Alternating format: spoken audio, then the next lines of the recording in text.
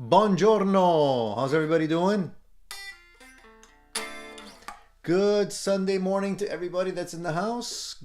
Hopefully, all of you guys are in tip-top shape, not like me. Good morning, everybody. Thank you for joining for another edition of Addicted to Gear, edition 204. And we, as per usual, have a lot of great stuff to talk about today. I'm happy that you guys are here. I'm looking forward to our chat this morning. And I got a couple of things lined up for you guys, so hopefully you can stay tuned throughout the entire event. If not, and you need to, bow out to do some other stuff this morning, no worries. You can always watch the rerun. Hey, Addicted to Gear is always here for you guys because you guys are the guys that are addicted. According to my stats, we officially know that everybody here is full tilt addicted to gear. I don't think anybody here is on the fence. So welcome to all my gear addicted friends. For those of you that are new, please don't be shy. The forum is open to everyone.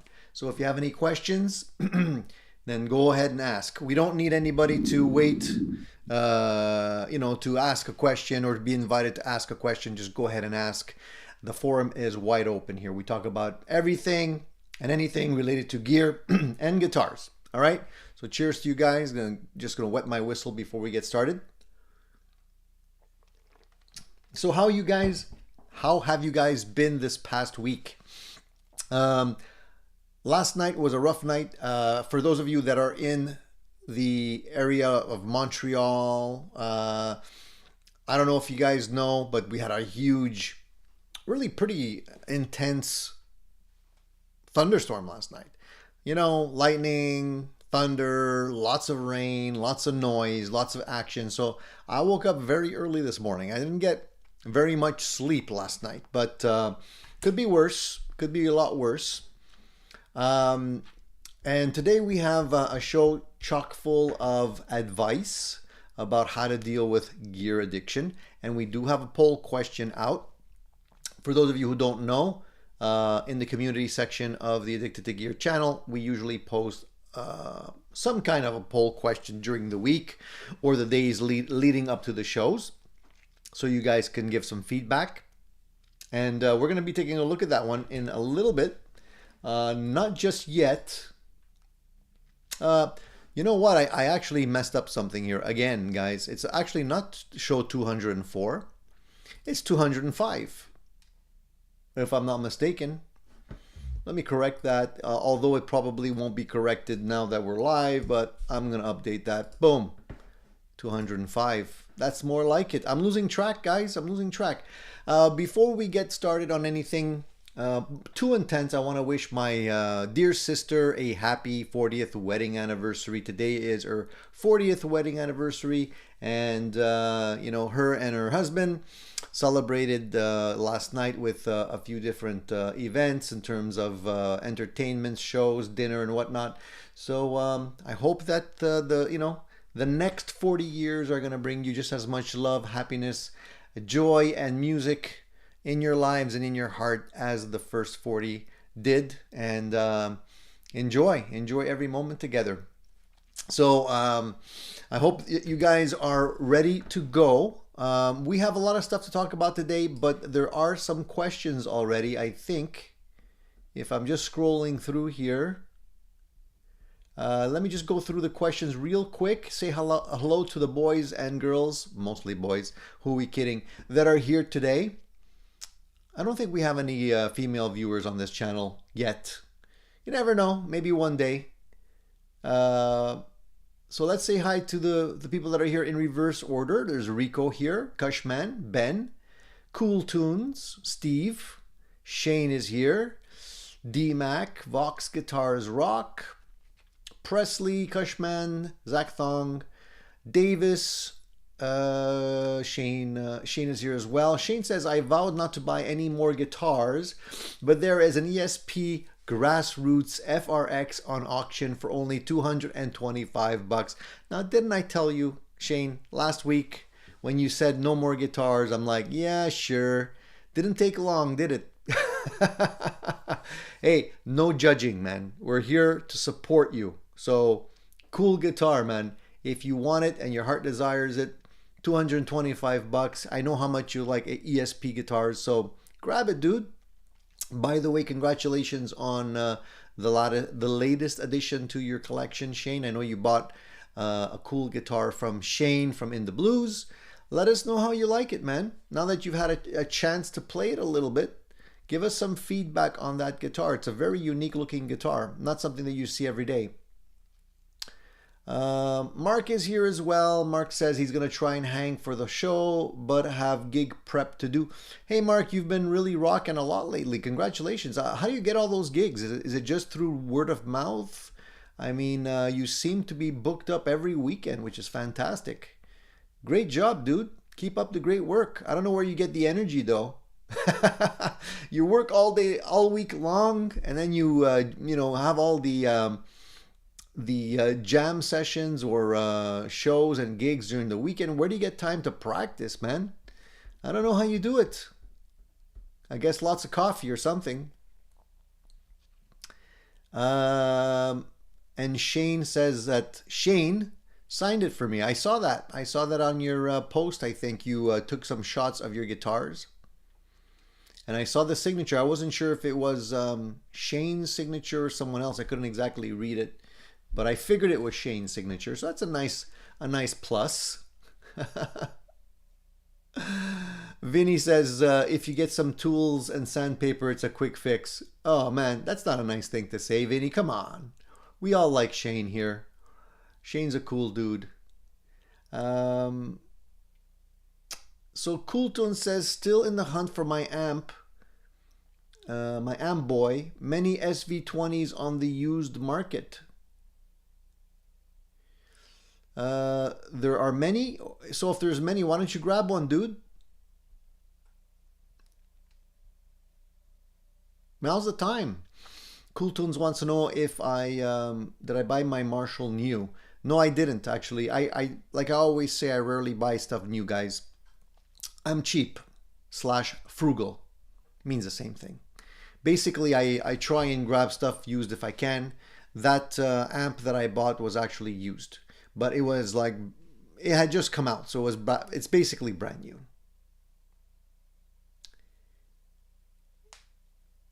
Cool Tunes says, Tony, where's the Fender amp build? Hey, I mentioned last week, Cool Tunes, that I'm still working on it, and I promise that I'm going to have the amp finished before the end of May, right? So I know you guys don't believe me, so I actually put the amp right there. That's the amp. That's my build. There it is. That's the baby. It's pretty much all put together, but I have a couple of little things left to do on the inside. Okay, so the amp is there, cabinet is there, everything's put in place. Just a couple of little tweaks I need to make on the inside, and then I'm gonna be doing some videos on it. So I'm not lying, you see it. It's not it's not trickery or anything. It's not some kind of VI virtual reality trick here. It's that's the actual amp. So there's the update. All right.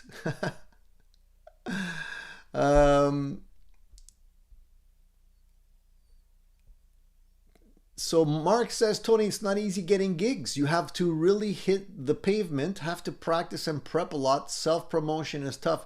Yeah, man, I totally understand. That's why I'm very impressed with the fact that you have a lot of gigs. Seems like you're pretty busy. So something's working. That's fantastic. I guess you're hitting the social media channels, you're advertising, promoting yourself through there. That's always a good way of doing it.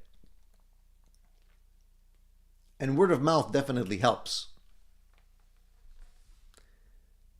So Cool Tune says there's not many on the used market. I see. Okay, I thought you meant there's many. They pop up from time to time. I've seen a few. And you just have to be ready to buy, man. As soon as they pop up, don't hesitate because they go really fast.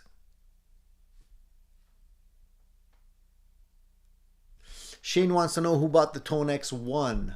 Yeah, I've seen them advertising, promoting the Tone X1 quite a bit. I don't, having the Tone X myself, I don't see huge value in having the small one, except for the fact that it's cheaper, less expensive.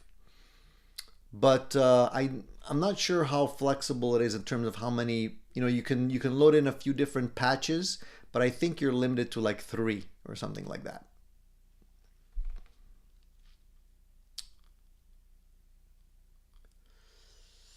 Vinny says that was in the context of the grassroots, was just saying those usually need a bit of TLC in the upper fret range. Oh, I misunderstood, Vinny. I thought you were telling Shane that a little sandpaper would get rid of the signature in the back. My apologies. I'm glad there's no we're not saying nasty things. We like Shane. Shane's a cool dude, man. If ever I'm down in Australia, which I don't think I will ever do, because I wouldn't be able to stand the plane trip there. But you never know. If ever I'm there, then I definitely would like to visit Shane, or have Shane visit me if ever he comes up to Canada. Patrick says, I bought the Tone X1 on order. Congratulations, Patrick. Hopefully you like it, man. Additional tools are always great. Let us know how you like it once you get it. And I can't speak, MFN, talk slow, Tony, talk slow. Hi, Tony, have you seen the new Fender AM Pro 2 Telecaster thin lines? If yes, thoughts. There's so many launches of gear lately that it's so hard to keep up. And it seems like, I don't know if it's just me, guys, but it seems like all of the companies, Fender included, they're releasing one thing after another. Like, you don't even have time to digest the first release, and they're releasing something else. Like, they're really trying to saturate the market.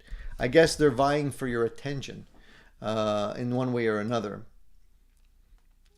So the thin lines, let me take a look at them just to refresh my memory. I did see them.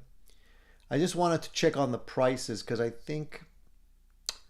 don't know if the prices have been posted yet. Have you guys seen the prices on that? Let me just check here.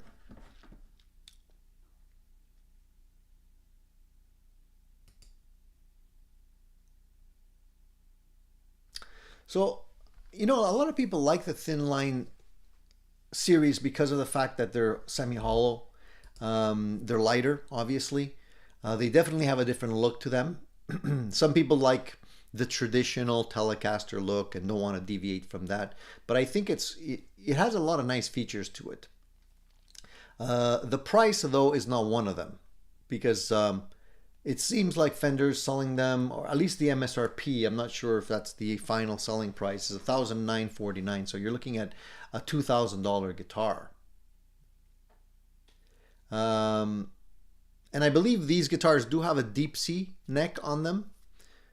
Deep sea as in thickness, not ocean. So are you thinking of getting one of these, MFN? Is that something that's on your radar right now?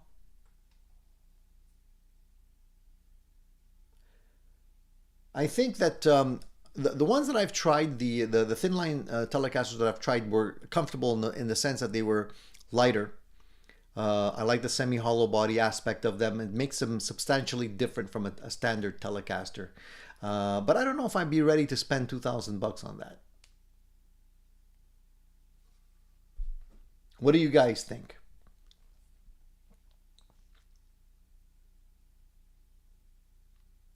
I think they're at least including the hard shell case with it. For $2,000, I'm happy to see that. And they're the pickups on that guitar, I think they're the V mods. So I haven't had the pleasure of trying the V mod pickups, but overall they're interesting guitars.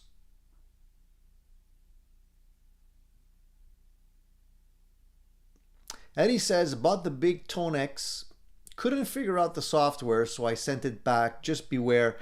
Eddie, that's one of the things that I felt that the Tone X system was lacking was the software. The unit itself is a good idea and it works really well when you know how to use it. But the issue was the software. It looks like the software wasn't fully baked. It wasn't very user-friendly, wasn't very compatible. I was hoping they would do a software update on the big Tone X to make it easier to use, but it doesn't look like that happened. So a lot of people didn't like the Tone X, the large Tone X, because of that reason. And I think I mentioned that in my video review. Rico's got the Tone X. I don't know, Rico, do you agree with me on that?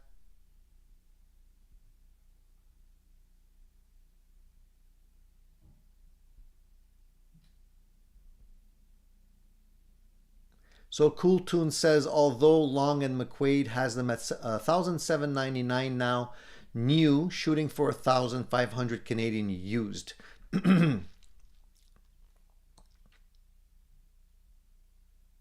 You can always, I mean, like I said, you can always try and wait it out. If you can get them 1,500 used without having to pay taxes, that's a better deal, obviously. But you got to be ready to snag them, like I said.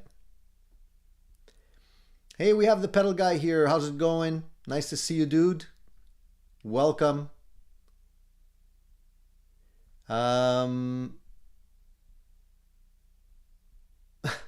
pedal guy says, thankfully we don't make guitars at NuX. Why are you saying that? What did I miss there in terms of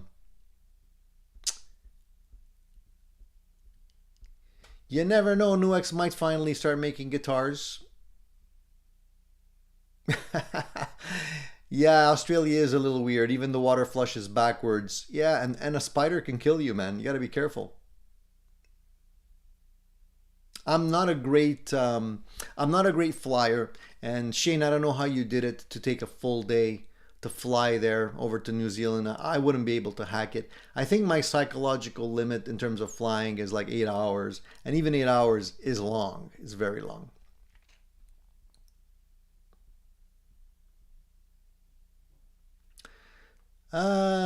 Stealth Parrot says, any thoughts on the carbon fiber Nova Go Sonic? Yeah, man. I mean, I've tried a lot of those Nova Go products, and you know, there's some that I feel are quite cool. I'm probably gonna do a review on the Nova Go Sonic soon, and my opinion on it is that it's cool. It's a cool, different take on the guitar, but I feel like you have to, I mean, take this for what it's worth. You have to understand you're paying $500 for this device. What essentially do you want to do with it? Like, do you want to use it just for twiddling around the house with it, you know, like not necessarily doing any serious playing with it? Or do you intend to be able to play like live gigs with this thing? Because honestly, I don't know if the actual guitar is made for serious playing. I think it's really more of a practice type of thing where you want to have the feel of an electric guitar. You want to be able to use the built-in speaker, and you want to be able to use the effects.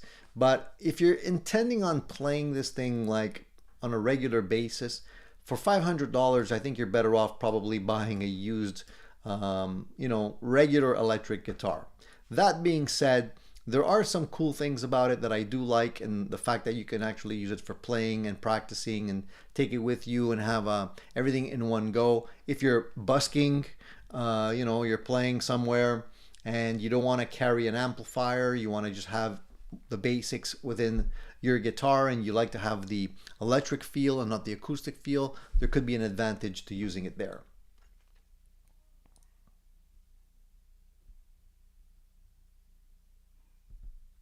The pedal guy says, less guitars, more pedals. You said it, dude.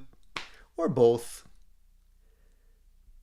I don't like to pick sides. You know, pedals are good, guitars are good, amps are good. It's all good, man.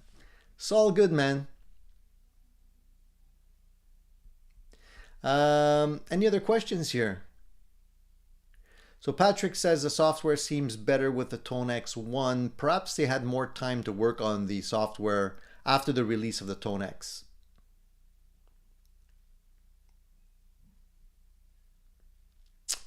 And Cool Tune says, Tony, try any other Edwards models like the Telecaster. No, I haven't had the pleasure to do so. No, I'm still enjoying the Edwards Gold Top for right now. I haven't tried any of the Telecasters. But yeah, they are great guitars, Mr. Man. I'm digging mine.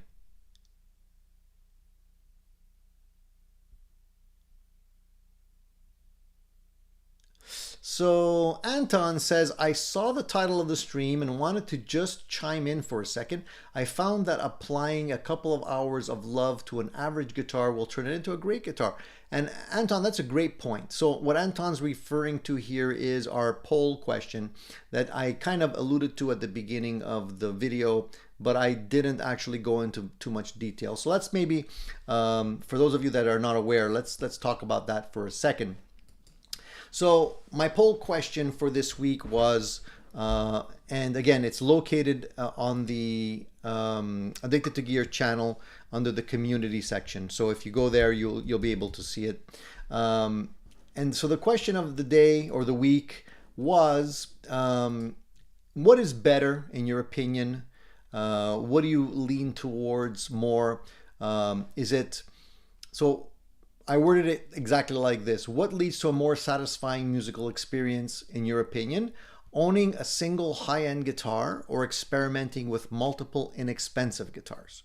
So the question seems quite simple, but it's actually not. I mean, yes, there's a 50-50 chance you're going to pick one or the other, but there's more to it than that.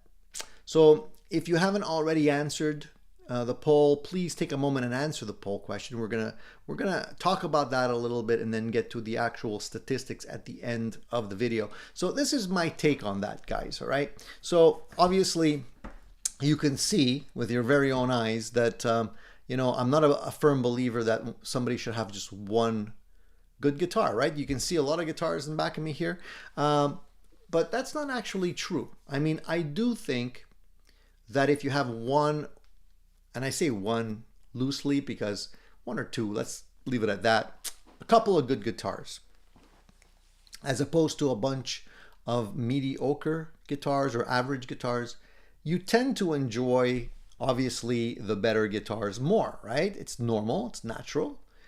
But at the same time, it's not an easy thing to do, because how do you pick out the good ones if you don't try a bunch of guitars to begin with, right?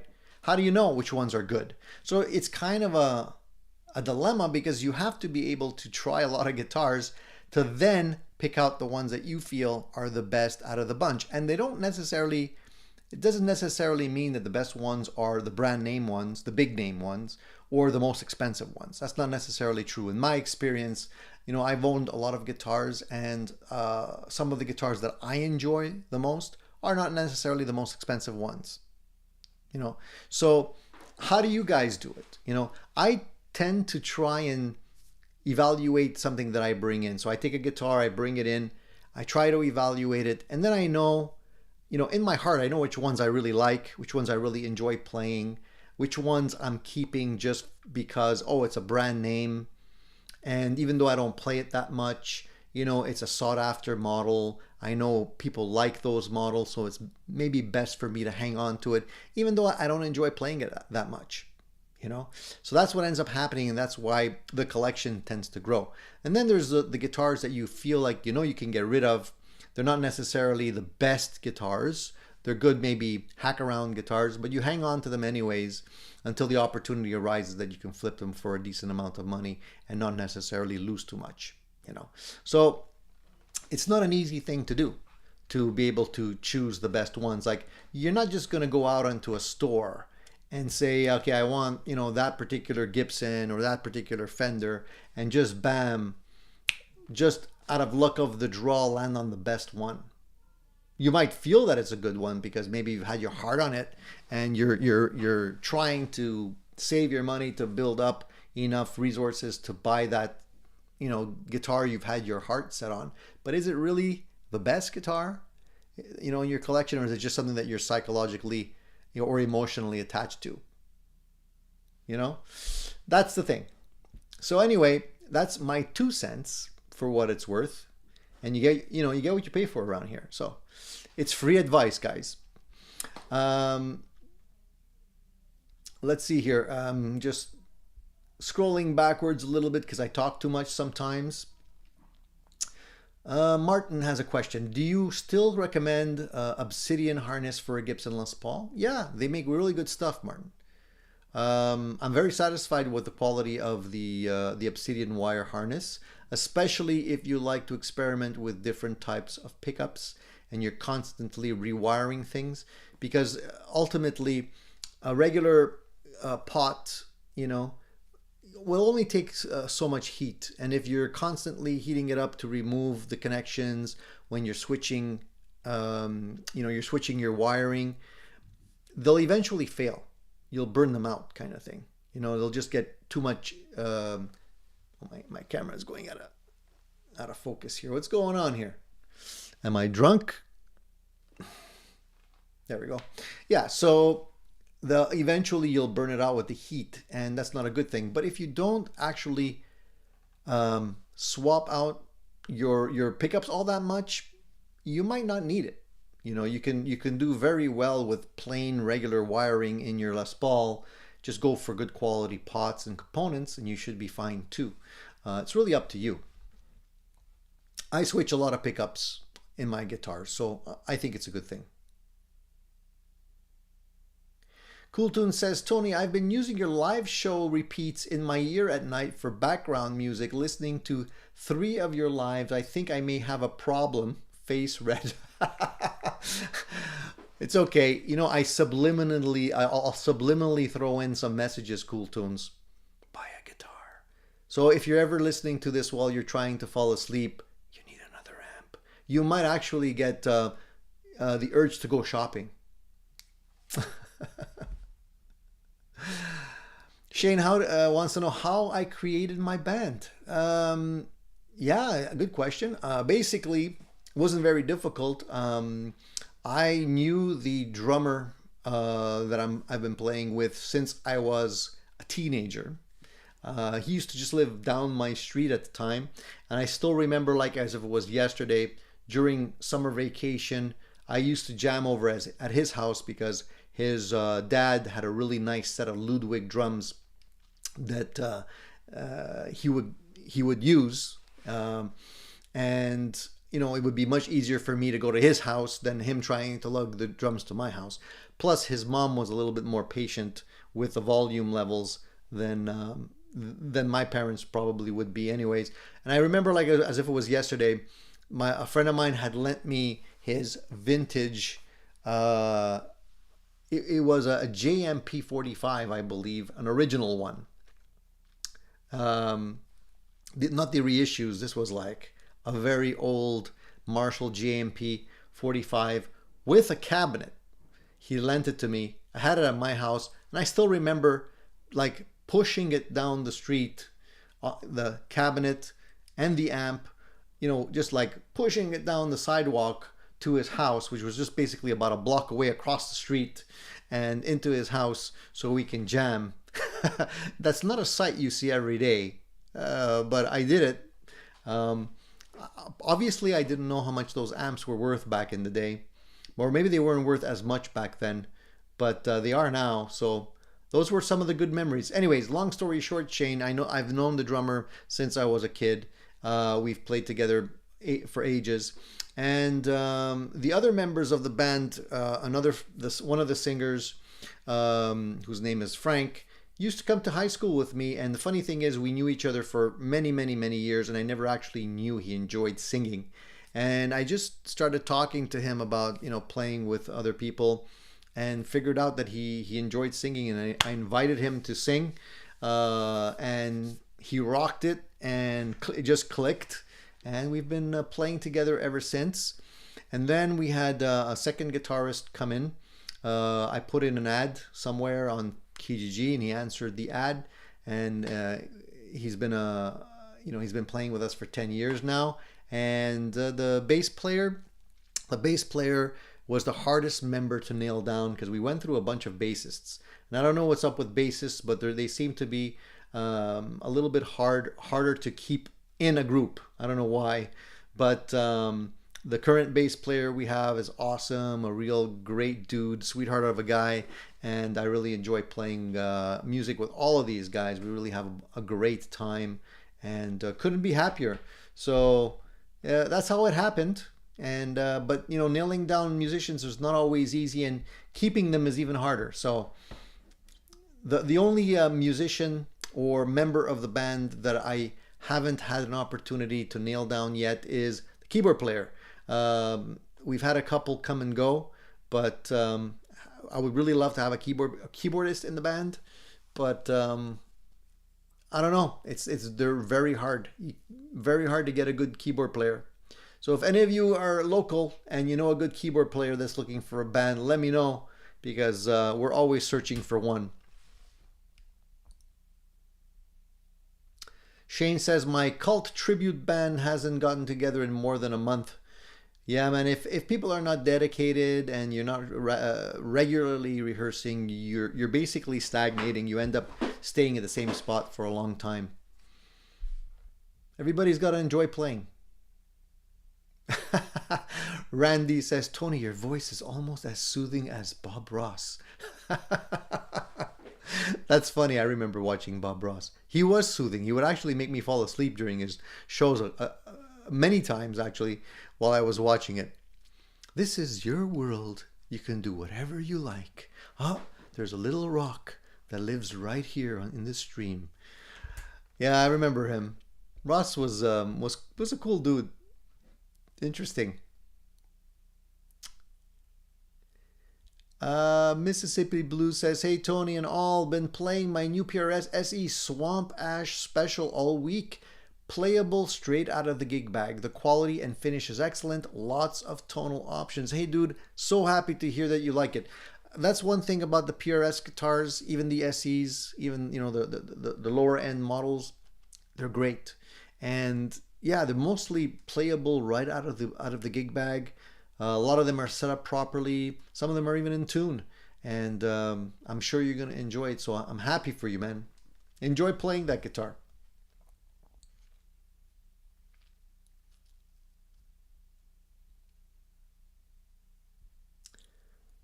I'm just trying to catch up with the chats here.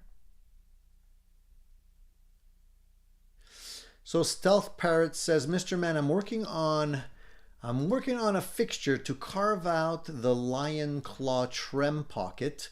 The solo music kit doesn't include that, which is odd. It's a gem. It should have that. Yeah, that's interesting that it doesn't have that. So how are you making the fixture for that?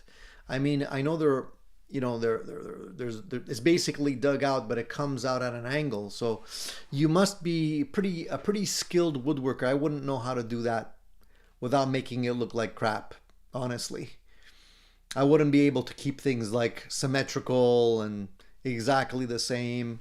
I'm not that useful using a router. When it comes to using a router anywhere near a guitar, I'm pretty hesitant. I don't want to mess it up. I guess it's a skill you could learn, but I'm not there yet.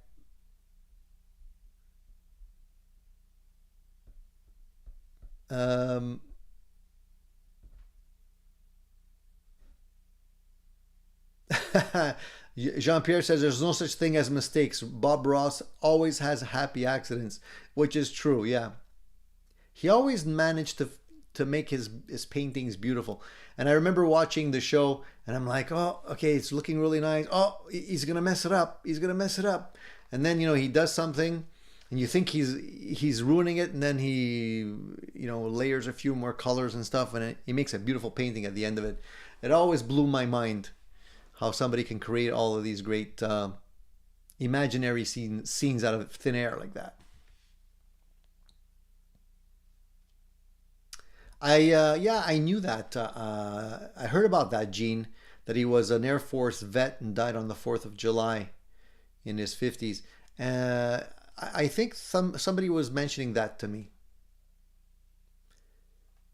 I wouldn't be able to imagine him as an Air Force vet.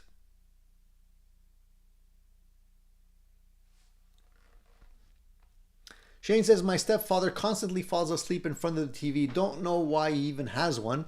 Can't watch anything for more than 5 minutes before dozing off. Dude, but TVs do that to you. You know, it's funny how when you're watching TV, you manage to fall asleep. Whereas as soon as you're sleepy, you catch yourself falling asleep in front of the TV and you get up and turn off the TV, you're wide awake again. So I don't know why that TV has that effect on you, but it's kind of like, maybe it's the fact of having the sound in the background constantly or whatever that just makes it easier for your mind to fall asleep. I don't know. So Stealth Parrot says the lion claw fixture is a rotating sliding attachment for the Lee Valley Dremel bass. So you can buy something to do that like right out of the gate? Really? No way. You mean for like 54 years I've been doing it wrong? I think I've been watching too many Instagram videos. Well, that would have been great to know. Gene says I win lots of trivia contests.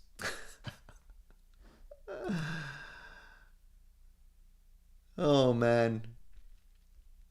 So we, I know a lot of you guys didn't really comment on my guitar poll question and how you guys do it, but how many of you out there, just show of hands, would say that having one really good guitar beats out having a lot of, let's just say so guitars? Just give me a show of hands. I don't know, give me a little sign. I think probably a lot of you are going to be in my end of the camp, where you probably feel like you need to go through a lot of guitars before you find the one. Stealth Parrot says, no, it's being fabricated in our machine shop. I see. Okay, so you're basically building one, custom. So you have an entire machine shop. That's different. I thought you were going to try and do this with a plain old router. I would have been impressed if you would have been able to do that with a regular router. Shane says, I need a high-end guitar. Can't turn back. But Shane, I thought you had a nice high-end guitar. The one that you just bought, isn't that a decent high-end guitar? What's high-end enough? That's the thing. That's the next question. Right? At the end of the day, but the question was not, do you need a high-end guitar? It's, do you need a good guitar? A good guitar doesn't necessarily have to be high-end, It is a funny question.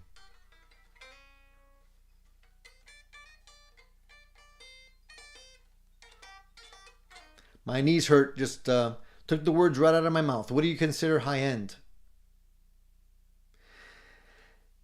If you can fall in love with the guitar in your hand, that's the right way of doing it, at least temporarily.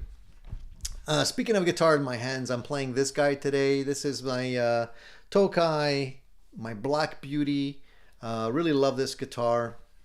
Made in Japan. Still pretty minty. Haven't been giving this one enough love. I have the patch here set to a Fredman brown eye, hairy brown eye, actually. So.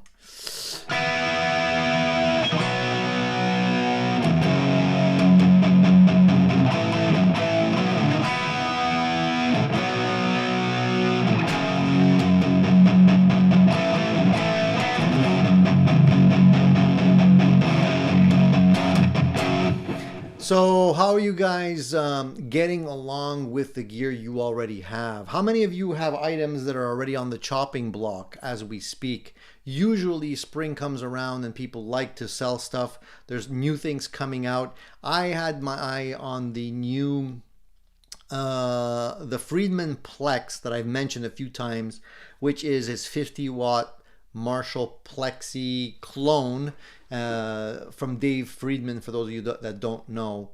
They're basically, he basically said in one of the interviews that it's a clone of his vintage Marshall. How close? we don't really know, right? At the end of the day, it's all a question of trying it to figure out how close it is. But I've been waiting for it to come out. I saw it at NAMM. They introduced it at NAMM, and he did say it was going to be a couple of months before it goes on sale. Now there's already a few people indicating that they've got some. So the release is just around the corner. I think mid-May, May 17th, I think it is going to be the release date where you're going to probably be able to get them at Sweetwater. So I have to contact Dave again and say, hey, can I order one now? You know, my big dilemma is whether or not I want to go down that road again, because remember, guys, this is a full-blown 50-watt Marshall, and Marshalls are friggin' loud. Like the Marshall 20, this guy here is loud, man. For home use, it's very loud. If you want it to get to the point where you're cranking it, it's too loud already. So if I'm gonna go with a 50-watter now, and I did have a 50-watt Plexi back in the day. I actually had two of them. I had a Marshall 50-watt Plexi. Then I had I bought another Plexi, which was the Retro Rocket 50-watt Plexi, hand wired, which was an awesome amplifier, by the way, and a steal at the price that they're going for. And I would buy one again in a heartbeat. But the issue with that was that it was too loud. So I'm just worried that I'm going to be dropping a lot of money to be able to get one of these Fredman amps. I'm sure it's going to be great if you can play it at 50 watts. But how many times am I going to be able to play it at 50 watts? I will definitely have to bring out the attenuator again to be able to play it. I think it does have a good master volume on there, but I think he did mention that it would be best to bring down the volume with the attenuator.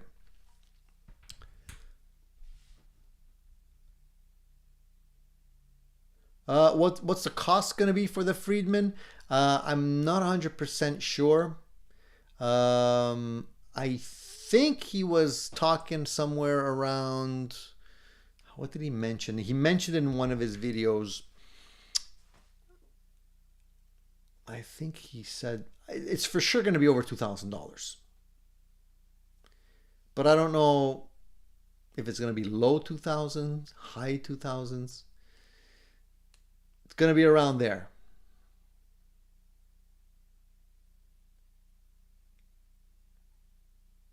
Hey, thank you, Time Serving Alien. I totally forgot to mention, yeah, if you guys would be kind enough to give me a thumbs up. We got 55 people here, only 39 thumbs up. I would appreciate it.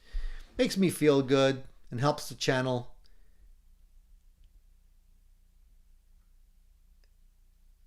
So Anton says, I want a Helix system. I think you meant I want to get a Helix system, but my HD 500X is still doing everything I need. A lot of times we end up trying, to find something better just as a knee-jerk reaction. But if you're, if the 500X is still working for you, why do you want to spend more money on the Helix?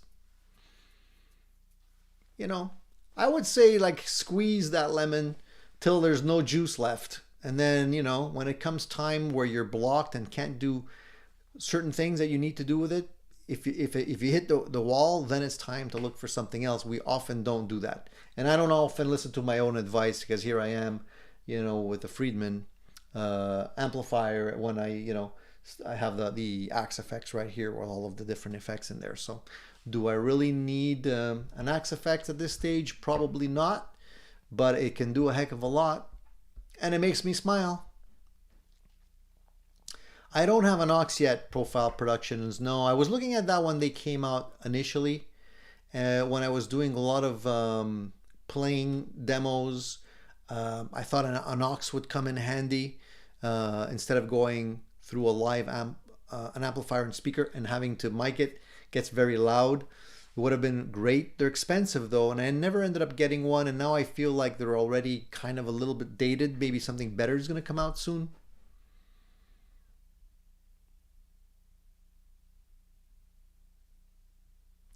That's what he says. He says that the Fredman has a switch to cut the level down, but they're still loud.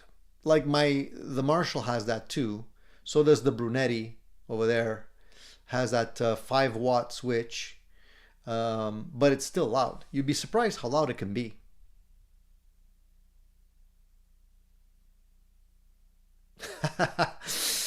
Yeah, Anton says the desire for more gear, gas, I think they call it. Yeah, I think I've heard that before. Where did I hear that?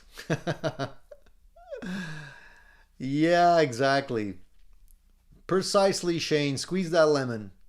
In the words of Robert Plant, right?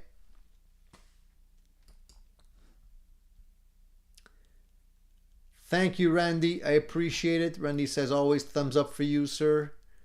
I appreciate that, man. We have such a great group of people here. Awesome group of people. And great questions today, by the way, guys. I really appreciate that. Eddie, yes, the Fredman is a 50 watt. The Plex is a 50 watt amp. Yeah.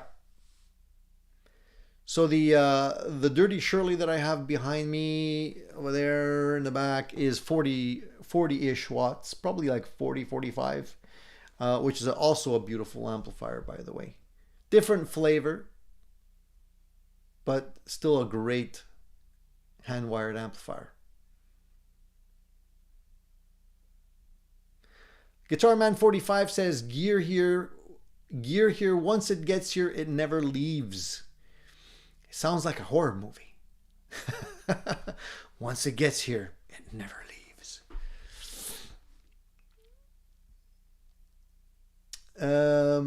So yeah, I'm still basically trying to figure out whether or not I should grab that amplifier.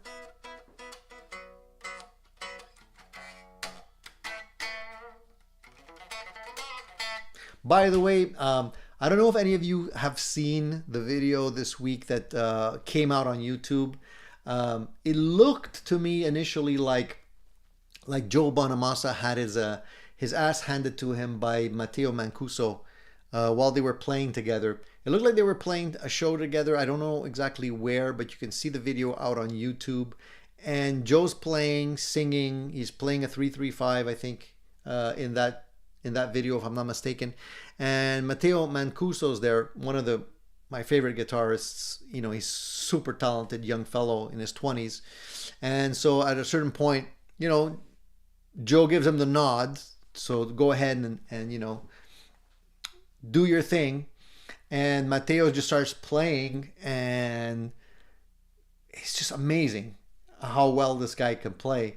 And at a certain point, I can see the look on Joe's face. He couldn't, like, he started to laugh a little bit, because I think he knew, like, man, this kid is like blowing the doors off of this room with his playing. And I can see, if you watch the rest of that video, you know, Joe was pretty composed, but you can see he was trying to pull out all the stops after that little lead section that Matteo threw in there, trying to regain sort of hierarchy and, you know, hey kid, let's remember who the boss is here tonight, right? So it was amazing to see, and I don't know if you guys caught that, but if you ever catch it, it's out there on YouTube. Just type in Matteo Mancuso and Joe Bonamassa, and you'll be able to find the video I'm talking about. And it's funny to watch. You got to look at the nuances and check out Joe's facial expressions. He's trying not to, like, you know, make too many faces, but I can tell, you know, that he's sweating it there a little bit. And it's funny because Matteo was also on Andertons. For those of you that follow the Andertons channel, he was also on Andertons this week, I think. And he was just answering some questions, and he did some playing towards the end of that video, which really also knocked my socks off. And the guy, he's just amazing, you know. And it's incredible to see a guy at 20, I don't know, 20, 27, 25. I don't know how old he is right now, but he's still relatively young. And he's already played with Steve Vai. He's already played with Joe Bonamassa. He's already played with, who else did he play with? Steve Vai, Joe Bonamassa. I saw him playing with those two guys. Aldi Meola, I saw him playing with him. I don't know if he played with any other big names out there, but, you know, people are noticing this guy. And it's just a matter of time before you start seeing him on the cover of all kinds of guitar magazines. I don't know how a kid could get that good so young. You know, it's definitely not just practice. I'm sure he's practicing, but it's also talent. You know, he's got a gift. And he's so humble. He's so humble. So he's gonna be a mainstream name, I guarantee you.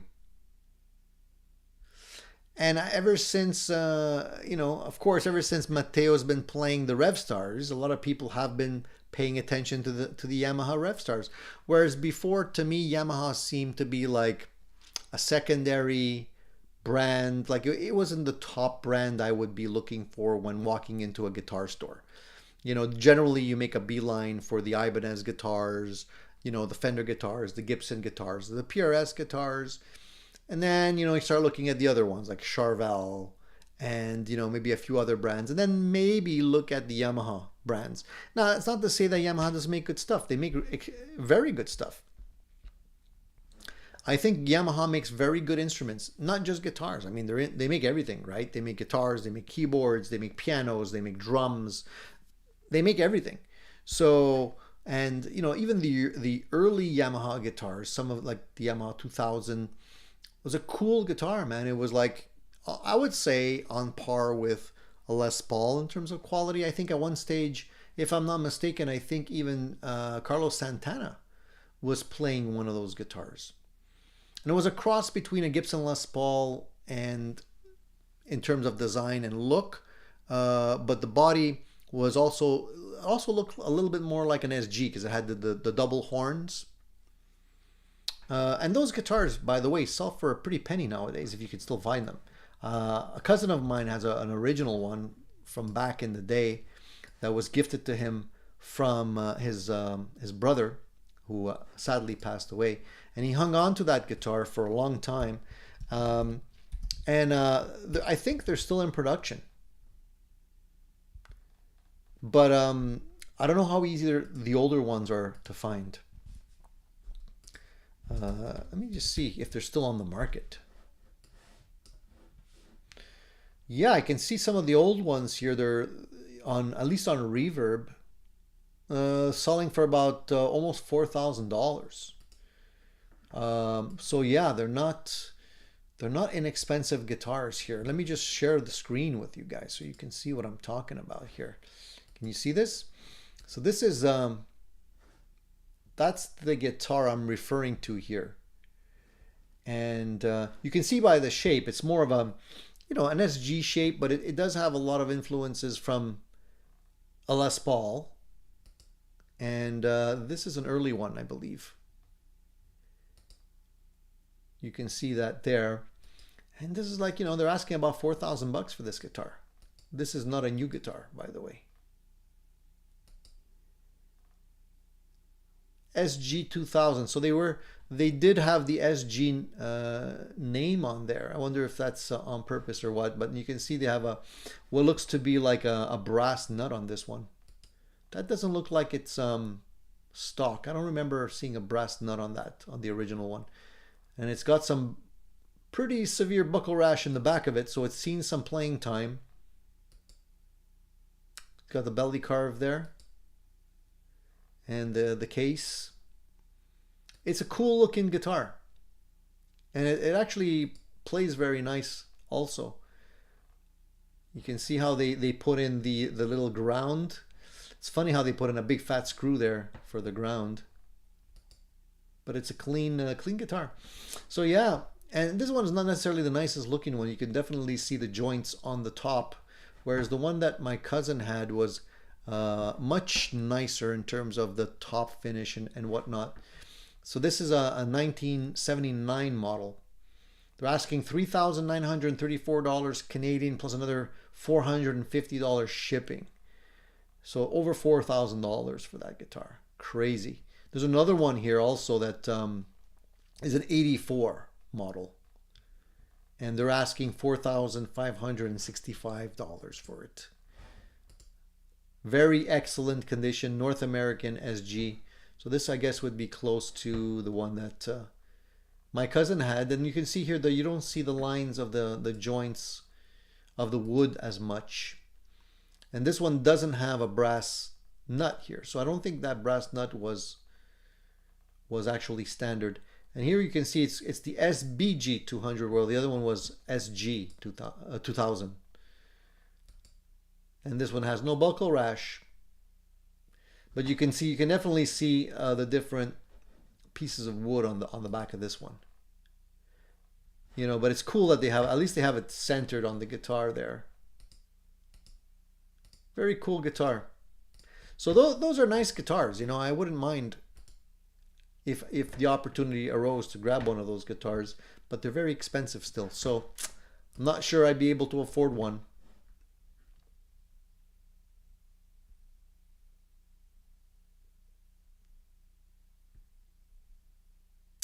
You can't see it again, man. I don't know why it does that from time to time, where I'm looking at stuff and you can't see it on your end. I fixed it last week and it's happening again this week. So I don't know. There's something screwy there. I don't know what. Anyways, just if you haven't seen it, just Google Yamaha SBG 2000 on Reverb and you'll see them. You'll be able to see what I'm talking about.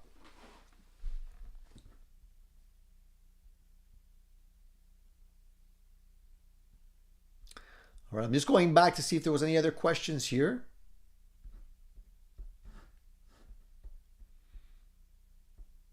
Yeah, Shayna, I'm sorry. I didn't realize you weren't able to see it there. Ian Guitar Shack, welcome, dude. Nice to see you, dude. What's happening at the Guitar Shack, Ian?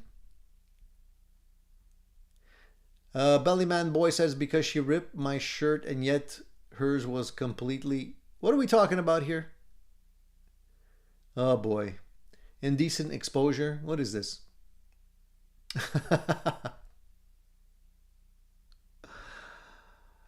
Oh man.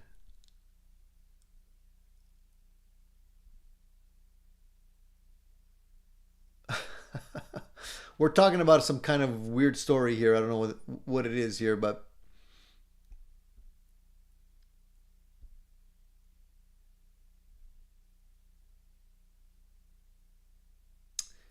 Bellyman Boy, I was playing it at LAX on the way back from my trip, and this big black girl attacked me and broke the two upper strings, took it to the shop and replaced it because of... Long story there, man. All right.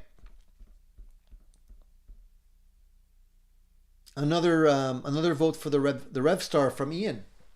Very cool. Yeah, Rev Stars are cool. Everybody's going to be hot and horny about those new Rev Stars now that Mateo's been playing the heck out of them on the YouTube channels and stuff like that. But there are other choices out there, man. You know, I've been looking at, and I think there's a grand sell-off happening because it seems like there's more very famous musicians that are selling off gear. Recently, we spoke about Mark Knopfler, how he's selling off his stuff. I don't know if you guys remember that last time we talked about it. He was putting up some guitars to sell for charity.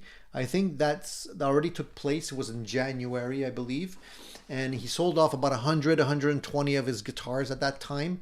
And he raised about 8 million. It wasn't dollars, it was pounds or euros. Probably pounds, I don't know. Where does Mark Knopfler live these days? Does he live? I guess he lives in England someplace, right?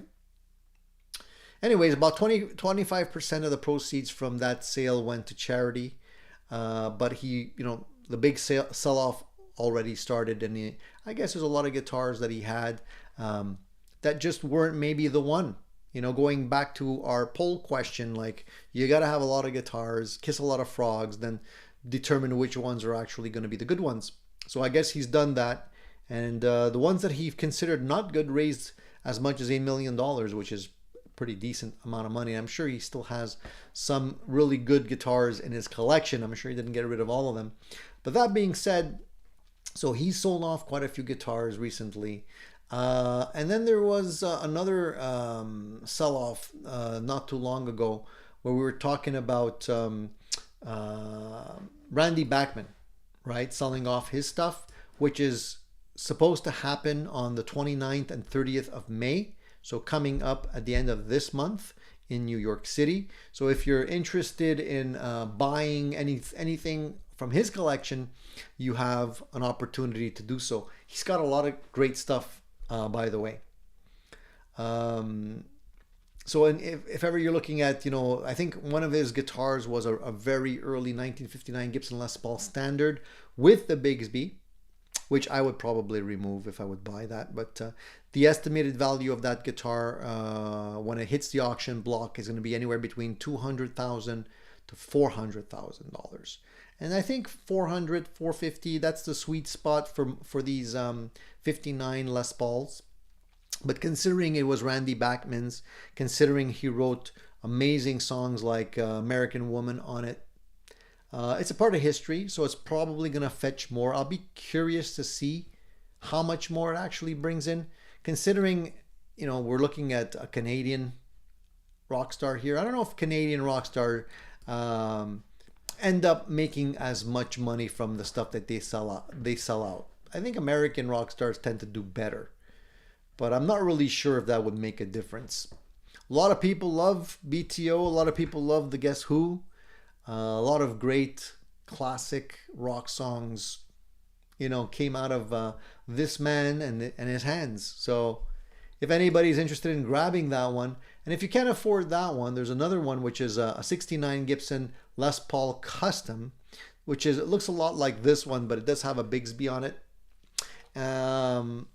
And it was also formerly owned by Keith Richards, this guitar. And it's a steal. They're only the estimated starting price is around between 20 to 40,000. So considering, you know, it's been kissed by two main name guitarists, namely Keith Richards and Randy Bachman, and it's only selling for 20 to 40,000. That's not bad considering it's a 69. You're looking at a guitar now that's what, 45 years old. It's a pretty nice place to start. What else? Then he's got like a Strat. He's got a bunch of acoustic guitars as well. Got some interesting guitars in the collection there.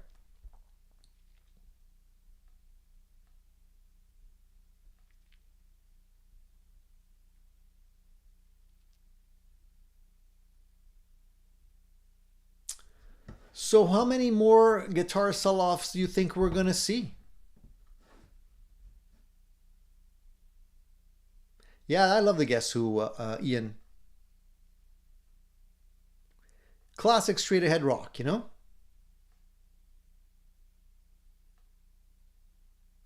Anton says, if you ask most people, they wouldn't know if a band or act is a US or Canadian band because they never hear them on the same radio stations. Interesting. I think a lot of people don't realize how much harder it is for Canadian bands, but I think it really is harder. So Eddie says, thinking of swapping the block saddles on a Goto 501 with Graph Tech. Any thoughts? Why do you want to swap them? What's wrong with the original block saddles? Are you breaking strings or something like that, Eddie? I wouldn't necessarily change them if they're working fine. I don't think you're going to hear much of a tonal difference.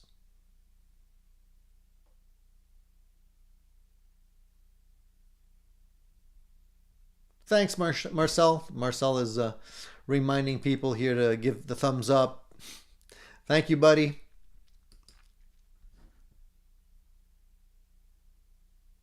So My Knees Hurt says, all the rich people are selling gear because they're going on a rocket to Mars. Can't take them with you. Why not? I'm sure you can squeeze at least one of the guitars in.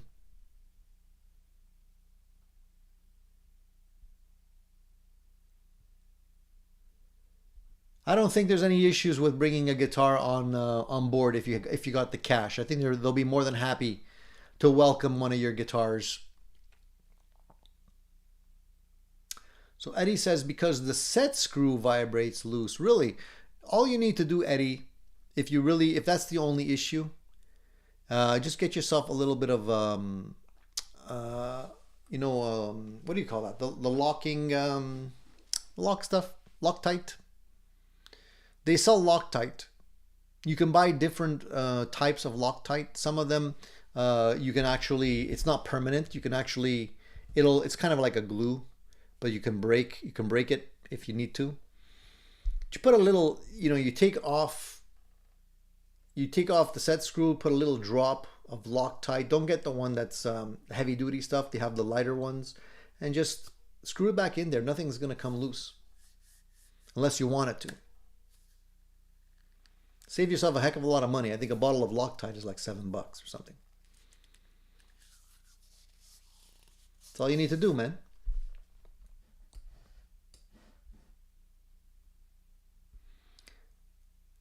So I'm having an issue with I'm having an issue with this guy, the Marshall. I think I mentioned it last week, and I did a little bit more experimenting. I actually, what I can see now is that when I'm playing the Marshall, I can actually even make you hear it. I can plug into it.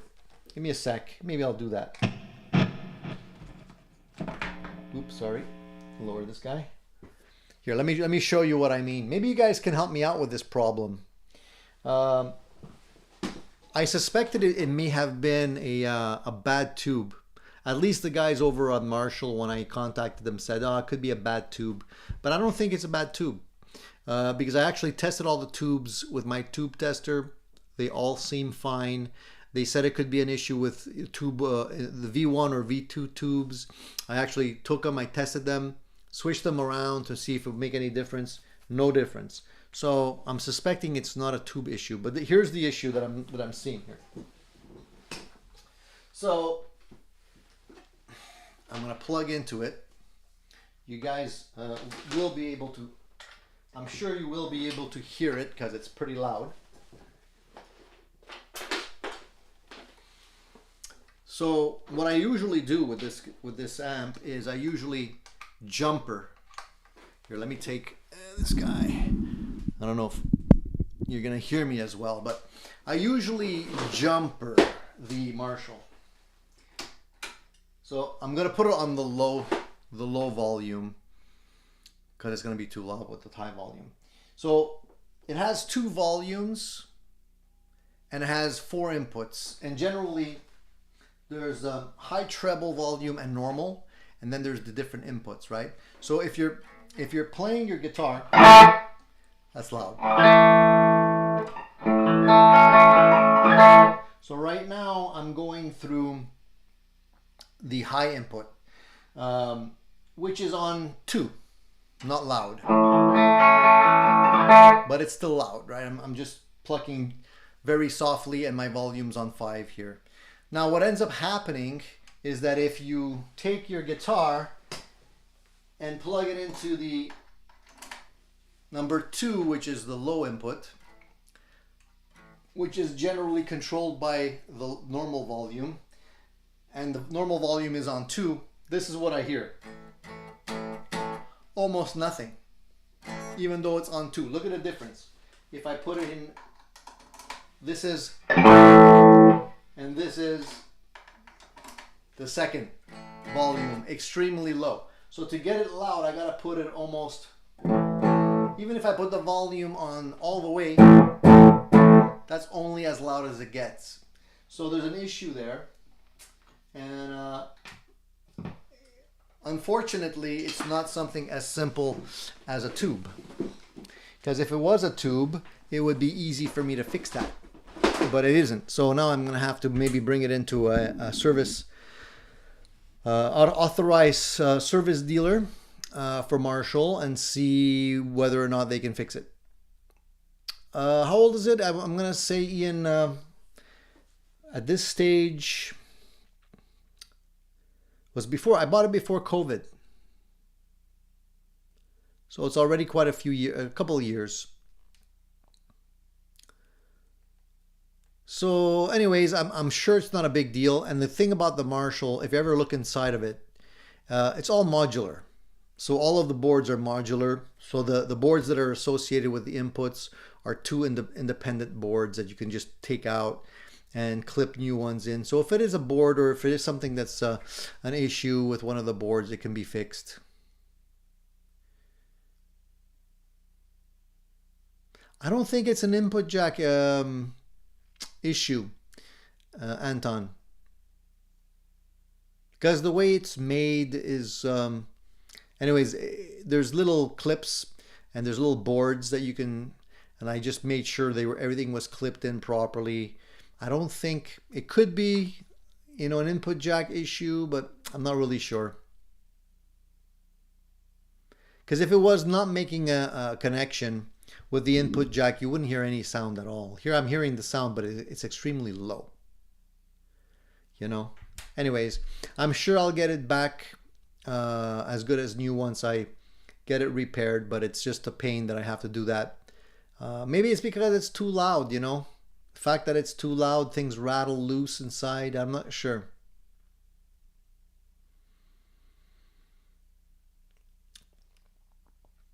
I'm gonna check it out.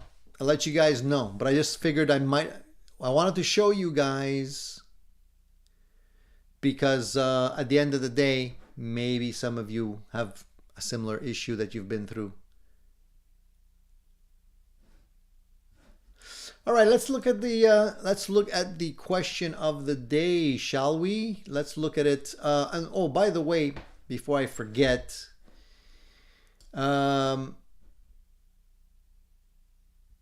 we had talked a little bit about top wrapping versus bottom wrapping strings on your guitars last week, and I showed you how I was top wrapping my strings on the SG guitar. How many of you are actually doing the top wrapping thing here?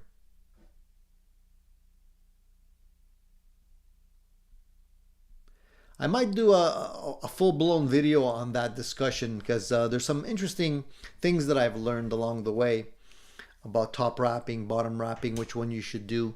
And maybe that's something we can discuss a little bit further in some additional videos.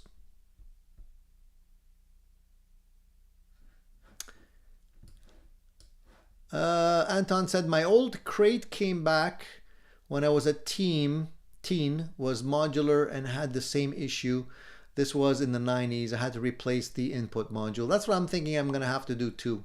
And if it is that, shouldn't be too expensive. Maybe I can probably even do it myself because it's very easy to do. It's just a module and a clip and that's it.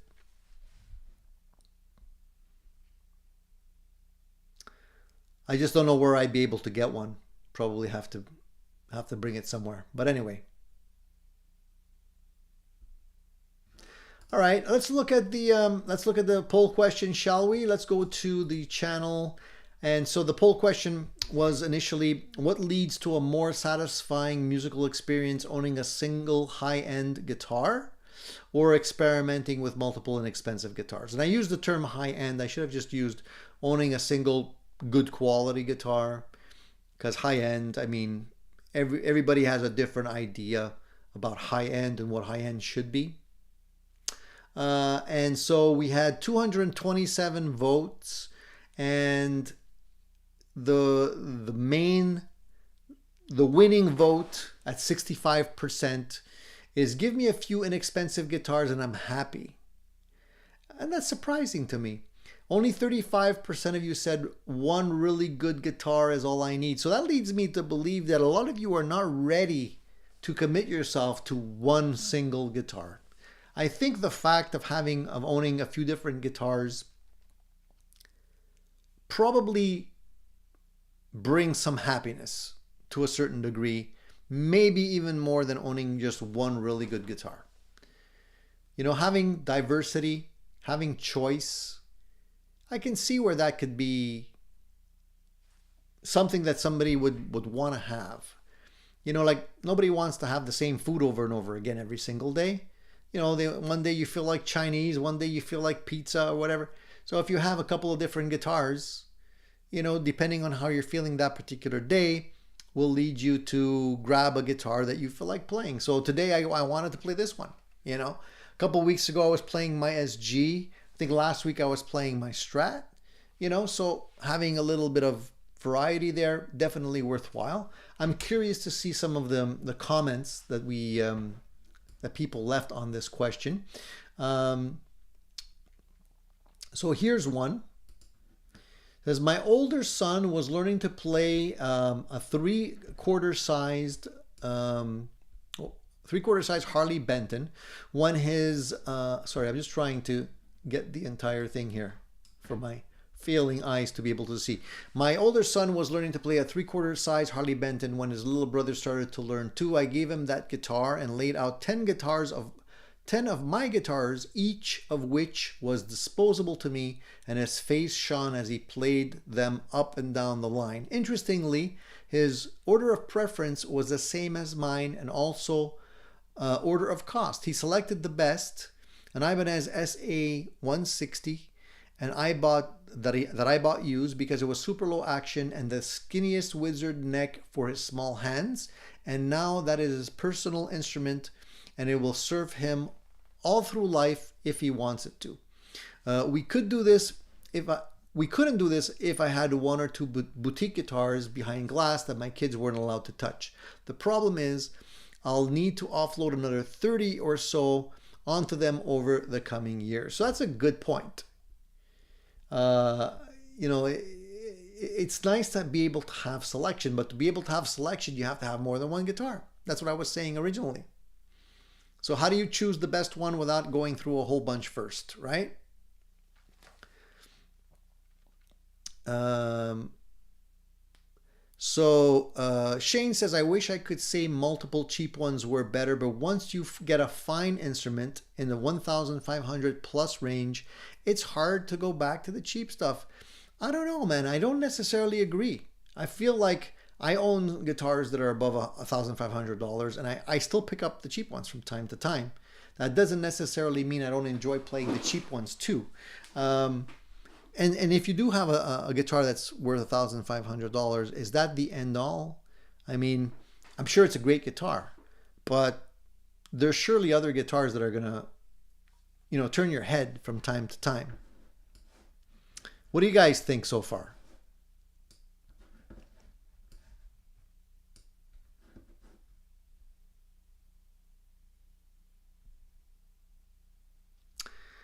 Paul says, Tony Friot said on a show that tubes can show up as perfect but still not work right and send you down the rabbit hole looking for a non-existent problem, so replace them before spending for a fix.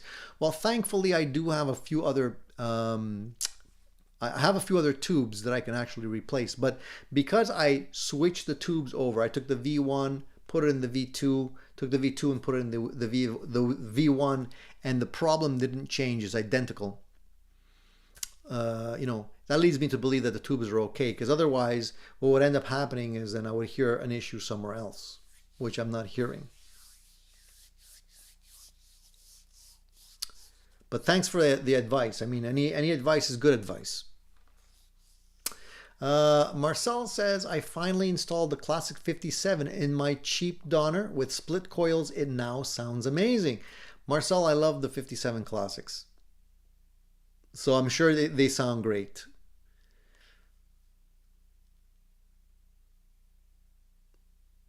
Mr. Man says, what about the one you made, Tony? Are you referring to the guitars I made? I made a few of them. Yeah, and this is some of the things that, again, leads to this, back to this question, like, you know, okay, you can find a very expensive guitar, something that you consider to be a great guitar off the shelf. You can also build your own if you know how.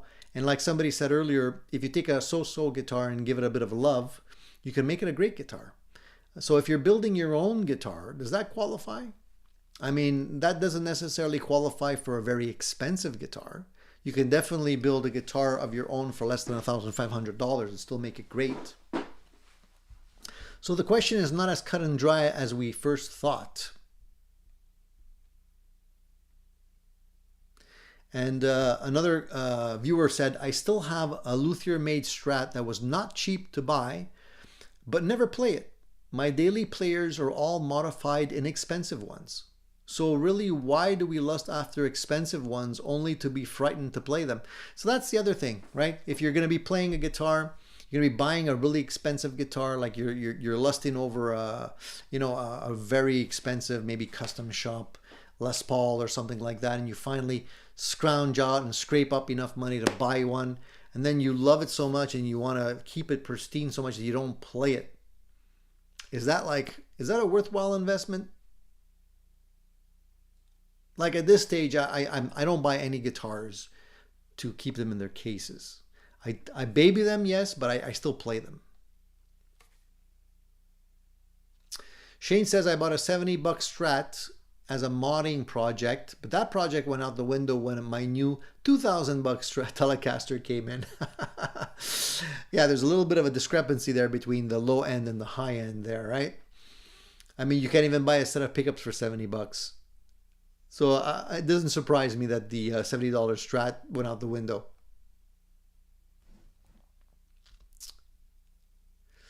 So Ian says, capacitors, question mark. Hopefully it's not a bad transformer. I hope not, man. Transformers are not cheap. I don't think it's a transformer. I think it's more probably something else in the circuit. But I'll have a professional look at it. Mississippi Blue says, I have 2 master-built Strats built by me.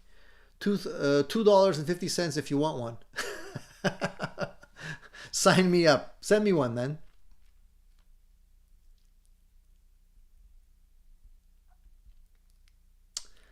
So a lot of people have some interesting comments here.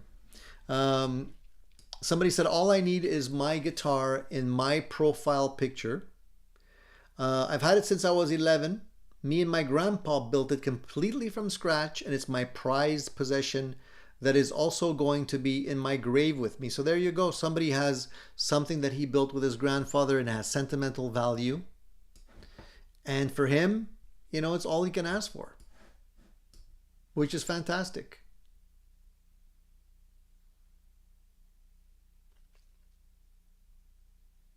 Time Surfing Alien says, I never had high-end, don't know any difference. That's maybe a good thing. Because the last thing you want to do is walk into a music store, pick up a high-end guitar, and then fall in love with it, and then everything else, you know, you go back home and you're not happy anymore. So sometimes putting the blinders on and just enjoying what you have is enough, you know. I mean, Matteo Mancuso said it just the other day when I was watching the video, and, you know, they were asking him, how come you chose a Revstar? And, you know, it was the guitar that he felt comfortable with. He said he originally started playing an SG and then eventually went to a Revstar. And, you know, Revstar is not the most expensive guitar, although the version he's using now was custom modified for him by Yamaha. It's not an off-the-shelf model.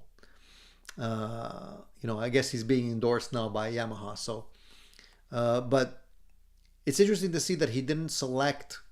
You know, he wasn't lusting for some kind of a you know, custom shop Fender Strat or, you know, historic Gibson Les Paul or something like that. It was a relatively affordable, not necessarily flamboyant guitar made by Yamaha, and that's fine for him. Shane says, I sold my Gibson Les Paul today, was a bit afraid to play it. That's one of the reasons I'm now looking at a 225 ESP Grassroots. Yeah, why are you afraid to use it though? That's the thing. Why were you afraid? Don't be afraid, man. Guitars are made to be played. But I get it. I understand, you know, that feeling. I do get it. I mean, the most painful ding is the first one. After you have a ding in your guitar, the other ones, you don't really care. Anton says, a lot of touring musicians are going toward mid-range models. That way, if they need to get replacements, they have easy access to them. Yeah, I mean, we can't all be Joe Bonamassa that has, you know, vintage guitars that are worth more than my house. That if you had to get a pot for, you know, you wouldn't be able to get an original pot, you know, for that guitar. You know, it would cost you like $2,500 for a pot. You know what I mean? So that, you know, but but Joe's in a whole different category. He's collecting guitars. You know, for him, this is an investment. You know, he's going to start, when his career's over, he's going to start some kind of a museum, or, you know, he's going to have this crazy collection that's going to be worth millions of dollars at the end of the day. One, because they're owned by him, and two, because they're vintage, can't get them anymore. They're already worth a pretty penny. Now, because they were owned by him, even more. So he's not a dummy. You know, he's not investing his money in shares or in a bank, or, you know, some kind of term deposit. You know, he's buying guitars.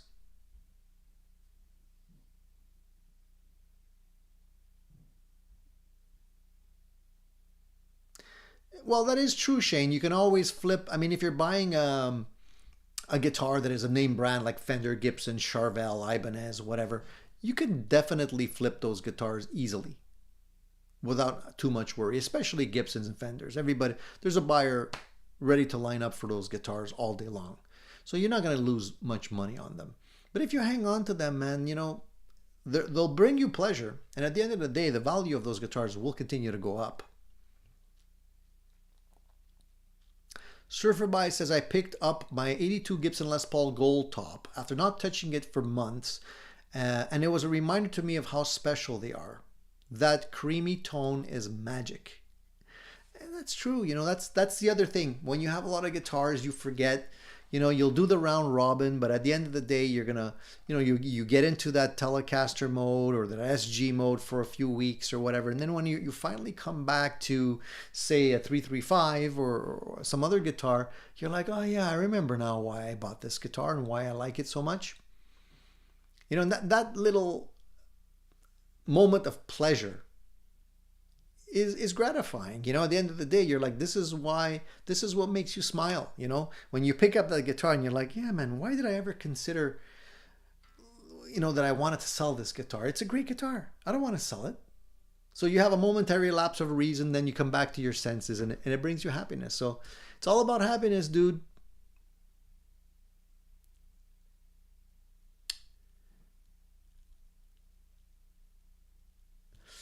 Time Surfing Alien says, I don't own a single one that I'm afraid to tear down and redo. That you're afraid to tear down, or that you're not afraid to tear down?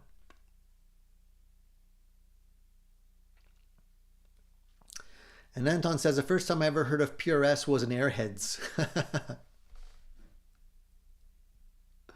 Casey says, I got a secondhand Epiphone Flying V Prophecy at a music store, even got the fitted hard case for $450.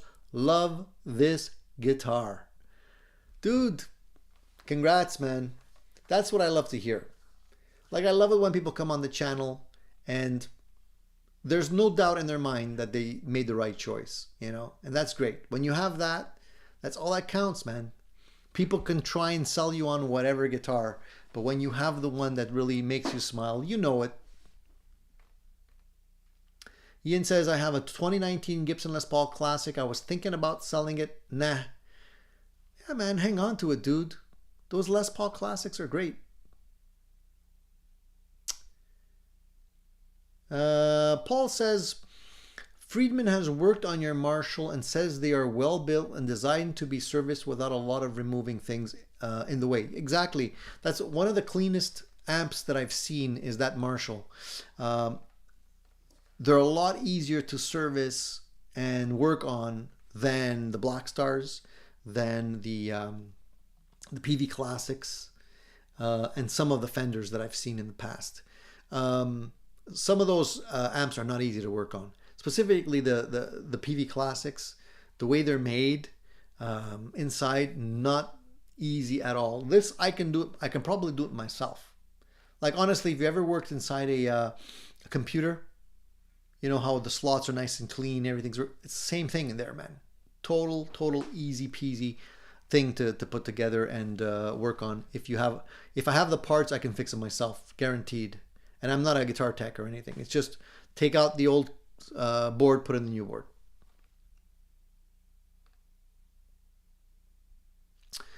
Firewalker says, the problem with your Marshall could be the lead-free solder they used. I had some bad solder joints in my Marshalls. The volume would drop out on my 1987X. It was a bad joint on the phase inverter. Could be. Could be. You know, I'm all for, you know, forget about solderless, lead-free solder. Give me the lead, man. Give me the lead. But yeah, and there's a lot of vibration in those amplifiers because they're loud. So it wouldn't surprise me if it could be something like that, as simple as that. But finding it, that's a different story.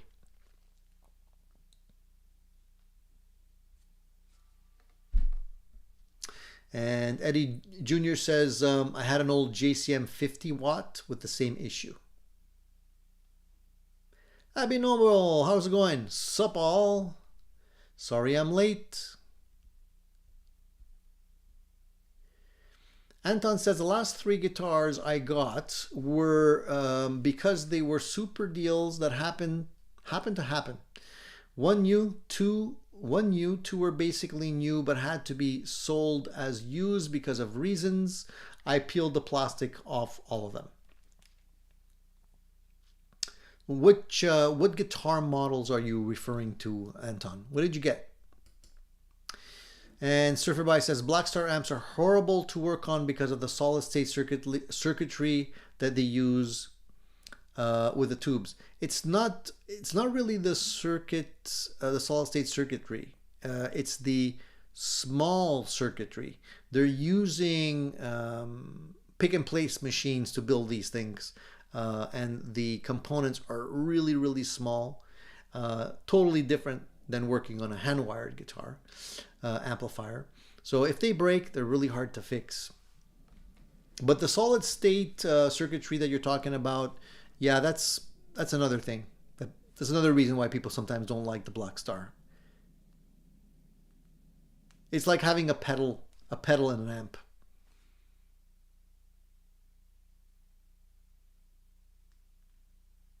Shane says that lead is pure poison, man. Yeah, probably. AB Normal says, meh, a little lead is okay. Just have a fan on and you don't huff the stuff. I don't know. I've been huffing quite a bit of this stuff building my my Princeton reverb over there. So I only probably have a few good years left in me now. All right, guys, I think we're going to wrap it up. How long have I been yapping so far, guys? Does anybody know? I think I've been yapping for an hour and 32 minutes. It's hard to let you guys go when we start on a roll, man. I love answering the questions. So, you know, if you guys want me to stick around a little longer, I don't mind. Mr. Man says, I just finished a JS Ibanez Style 2 PC Alder Pearl white body with a torified neck, DiMarzio Pups hip shot hardware that I love playing all the time currently.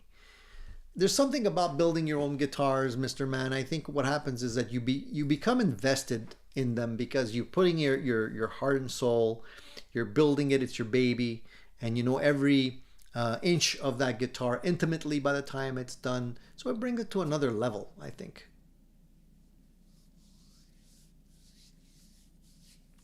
So Anton says he got a multi-scale Ibanez RG7 string, new for $420 due to a pricing discrepancy in a store versus reverb.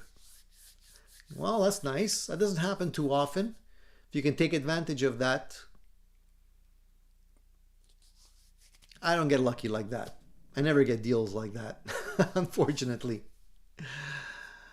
Ian says, I never owned a head and cabinet amplifier, always a combo style. One day I will graduate to a head and cabinet style. I mean, it's not that much of a difference, really. It's just a question of what you need. Like, I like the head and combos because I can grab just the head unit there and I can go to my rehearsals. They have Marshall cabinets available, so I don't have to lug the cabinet with me. I also like the heads because then I can put them with, you know, 1x12, 2x12 or 4x12 cabinet and get a completely different sound out of them with different types of speakers. So it gives me a little bit more flexibility, and lugging a combo, unless it's a really small combo, is not that much fun.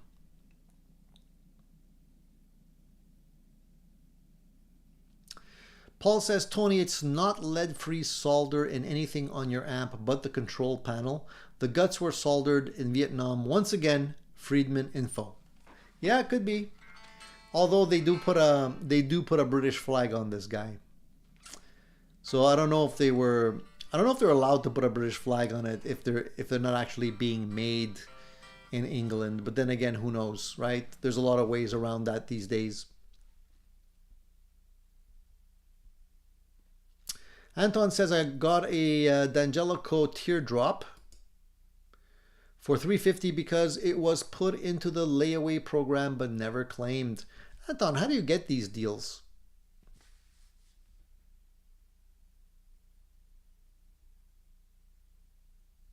I don't know how you get these deals, man.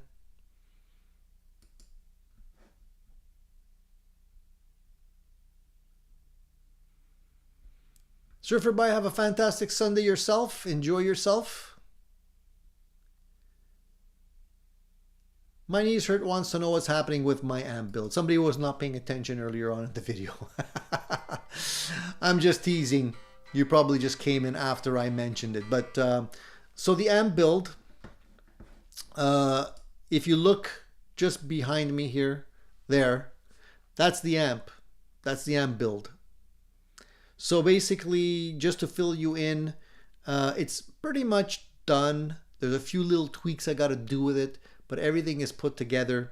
And as I said in my last video, I'm going to be doing some actual playing samples of that amplifier. I promised you guys before the end of the month. So I'm working on getting those final tweaks made. And once it fires up and doesn't explode, and we're going to be in business, I'm going to be playing that amplifier. But I just wanted to show you it actually exists. It's there. That's the amp. That's not a store-bought Princeton. That's mine. And actually, you know what? I'll even show you up close if I can put my guitar down someplace. Hold on, okay? I'll show you that guitar up close. Keep the questions coming if you have any.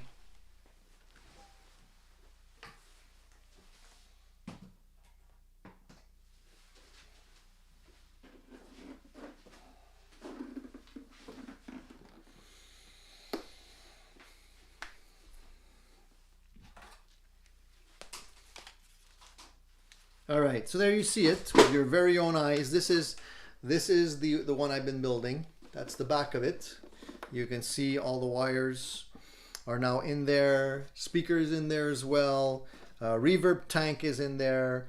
Foot switch is also in there as well. Foot switch. So it's pretty much almost ready to go. Should be ready to go in a small amount of time. I actually got this, put it on there, made the reverb, the Princeton reverb logo and put it in there because it didn't come with it and it looks weird not having that there. Everything's there, man. All the knobs are ready to go. Everything's I'm itching to get this thing fired up so I can actually play the heck out of it. I've been dying to do so, and it's gonna be really cool having my own my very own hand-built point-to-point Princeton reverb eventually.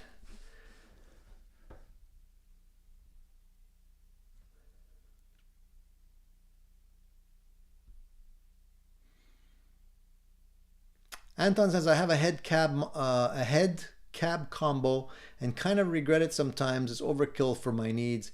Yeah, if you're just playing at home, you really don't need a cabinet and a head, you know. Marcel wants me to do a longer show. How much longer, Marcel? I've been talking for an hour and a half already. Aren't you sick of hearing me chit-chatting here?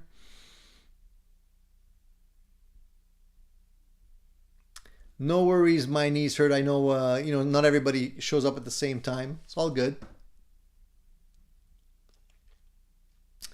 Randy says, when I was a child, I played with mercury from hand to hand like a liquid ball. So much fun. Who knew it would kill me? You're joking about that, or I hope you're joking about that. But I actually did something very similar, except I didn't touch it with my hands. But I did break the mercury in a box. I remember the lid of a shoebox, and I was just like playing around with the mercury, but I didn't actually touch it, thankfully, but who knows, man. I'm lucky to be alive with all the crazy things that I've done as a child, let me tell you.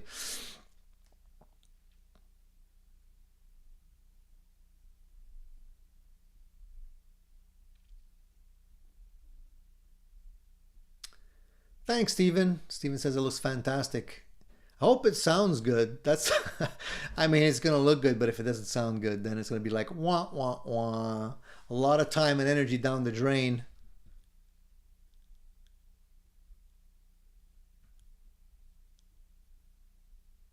Thanks, guys. Thanks for the nice compliments. I appreciate that.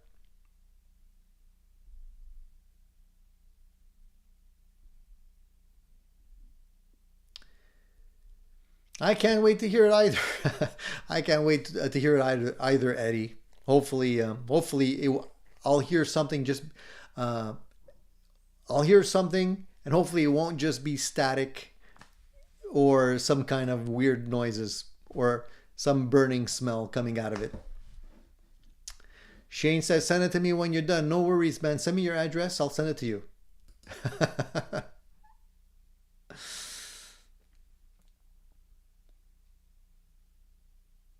Ian's Guitar Shack says, "I have a Fender Deluxe Reverb reissue. I love it. My favorite amp I ever owned so far." A lot of people love the Deluxe Reverb. I agree. They do make fantastic amplifiers. I have a Supersonic, which is not really a Deluxe, but kind of shares a little bit of the sound, the tonal space with the Deluxe also, and I like that one a lot. 2 hours, Mr. Man says. A 2-hour show? That's long, man.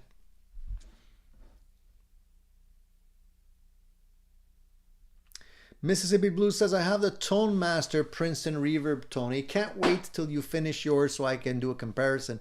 Yeah, me too. I did a comparison video. Well, not really a comparison video. I did a video of a store-bought Princeton, which I cranked, and I actually sounded really good. And that's kind of the reason why it led me down the rabbit hole to be able to start building this amplifier. This is the first amplifier I ever built, guys. So I don't know if it's going to work. I'm hoping. I followed all the instructions carefully, but you never know. It doesn't take much to have a bad solder joint or something, you know, connected wrong for it to go haywire. Hopefully that won't happen. But the reason why I bought it and built it is because I felt like it would be a cool project, and I'm really itching to get that finished. Randy says, well, Mr. Fender, it looks factory. Well, it does look factory from far. Ian says, "I touched it as a kid. I'm alive, 58. I'm glad." DL says, "I touched Mercury when I was a kid also. Still here at 50 years later." So I'm not the only one, huh? Interesting.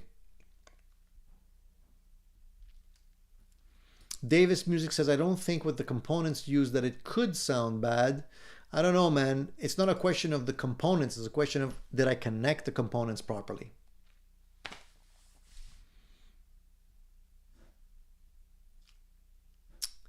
Marcel says, "The worst regret is that I didn't know how bad it was and threw it in the street canal to get rid of it." Oh, man. Marcel, dude.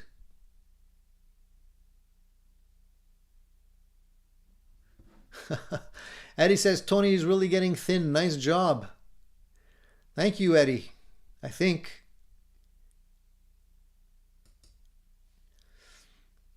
And Anton says, "We're close to 2 hours now." You're right. Maybe we should hit the 2-hour mark. What do you think? Okay, let's hit the 2-hour mark. I'm not gonna say anything else. You guys talk amongst yourselves. I'll just wait. Mississippi Blues, trust me, I do have a fire extinguisher next to my workbench, actually. And when I do fire it up, I think I'll have it handy. It's actually very stressful to turn that thing on, because not only could it catch fire, if the thing's not grounded properly, you can technically electrocute yourself if you're not careful. fiddling inside it once it's been powered up. You know, before it's powered up, it's pretty much, it's not going to hurt anybody. You can put your fingers in there, you can touch whatever you want, nothing's going to happen. But as soon as you crank some juice in there, those capacitors have enough power to kill you if you're not careful. So that's the part that makes me nervous.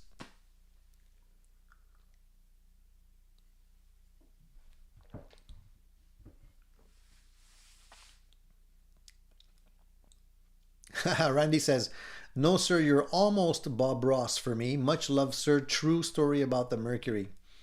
Dude, you know, I can tell you stories of stuff that I did when I was a kid. You wouldn't believe. But that's for another time. Anton says, we can do this. Let's start the countdown. Cool Tunes Matey says, Tony, you ever heard of Blackheart amps? Yes, I did. Cool Tunes. I actually was looking at some of those Blackheart amps for a while. They looked cool. But then I started listening to some sound samples. They didn't really do it for me, at least for the flavor of tone I was after. But I'm hoping they're going to come up with something like, you know, something a little bit, I'm not going to say better, just different. Because they're not that expensive either.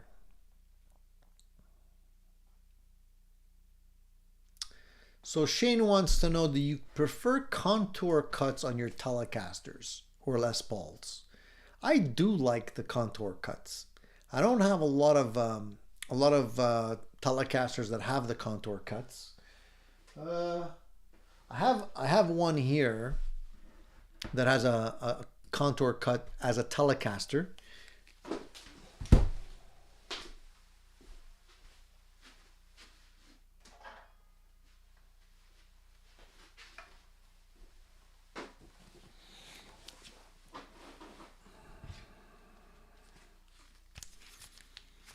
This one has a contour cut.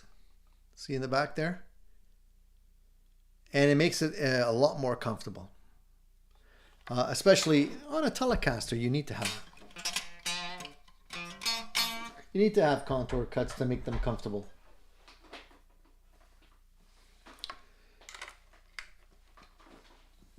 I don't know if this guitar is still in tune.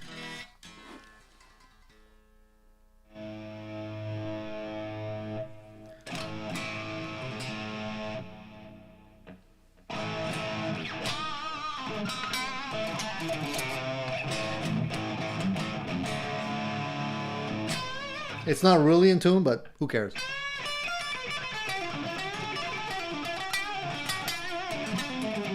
My show, right? I can play a guitar that's not in tune if I want to.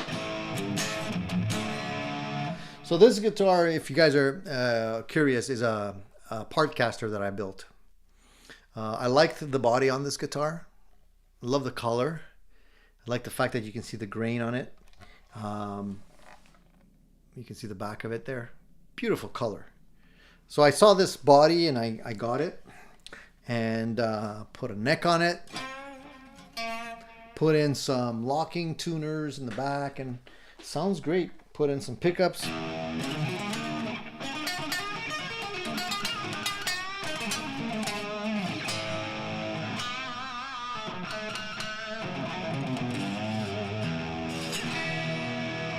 Definitely needs to be tuned now.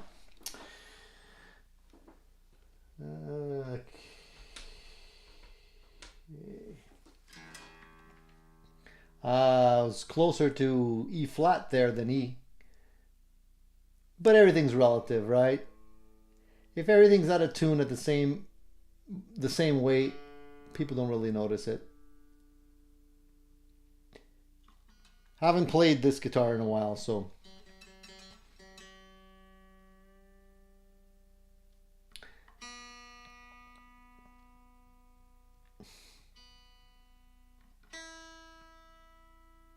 there, now it's going to be a little better.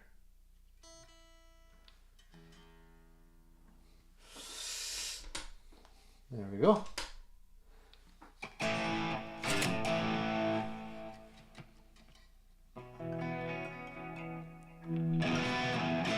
put in a different sound here.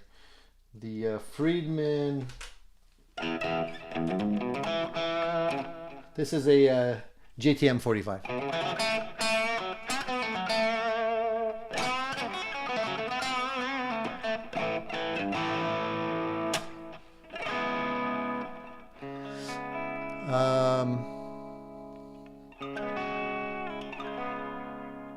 How high is your action on your Telecasters? If I had a ruler, I'd tell you. How am I going to measure this? Okay, let's say this pick that I'm using is a 2mm pick. 2mm. So if I don't press the string down and I try to slide it underneath the string, it's less than 2mm. I wish I had a better way of measuring this, but I don't have a measuring tool here. But it's less than 2mm. I would say like 1.5 millimeters. About. And this action is a little bit high actually. I like it. I usually like it a little lower than that.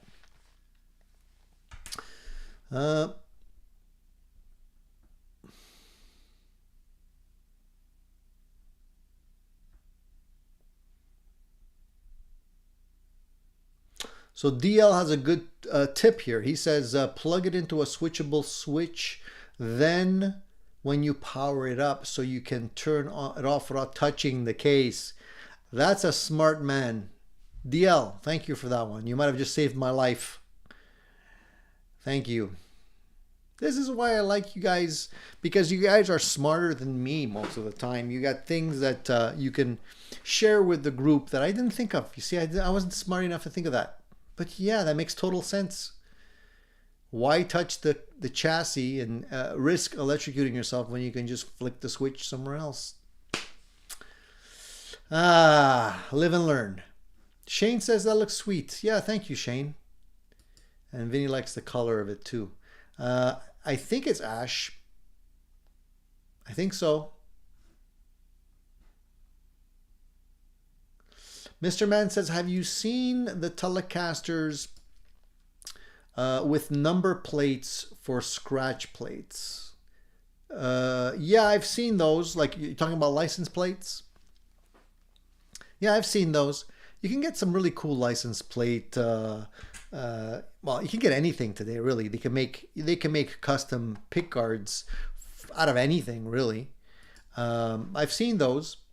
I still haven't found a scratch plate for the Dragon Telecaster I want to build, and I'm bummed by that. I've been trying to find it. I've been searching high and low, and even places that make custom pick guards.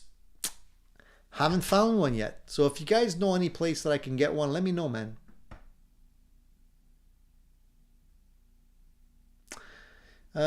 Decision time: buy a guitar or an amp? I would go for the guitar. I would go for both. Well, there's no point buying an amplifier if you don't already have a guitar. Unless you just want to look at an amplifier. So I would go for the guitar as a first step one. Get a guitar, then you can get an amplifier. But preferably, you can get both.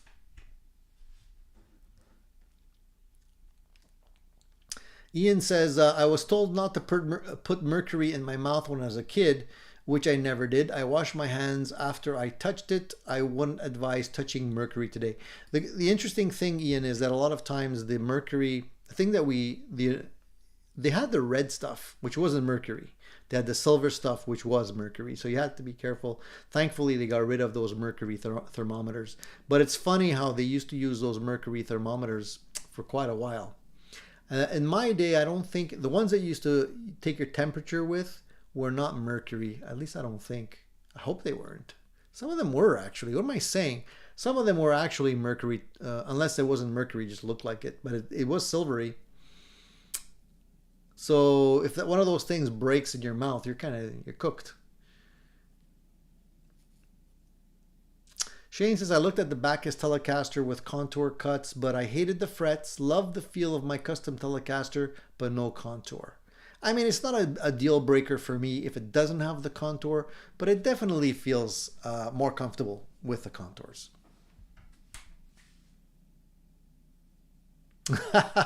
Anton, you're making me blush. Anton says, that body is beautiful. The guitar is pretty sharp as well. Ah, shucks. Oh,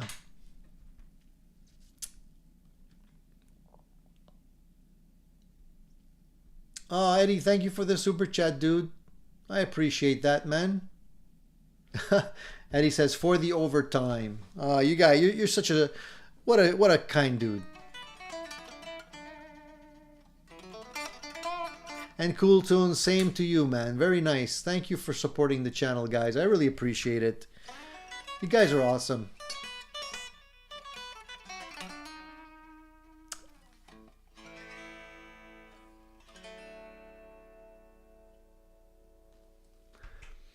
Mr. Man says Temu sells them. Sells what? He sells the Jimmy Page Dragon Telecasters.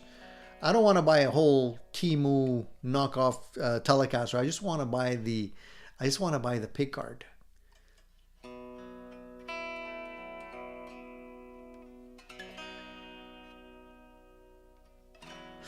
Ian says, I have a Fender Telecaster Performer with 3 saddles. Yeah, the 3 saddles are not bad. I like these. I have the compensated ones here that are brass. They work well. I haven't had an issue with them.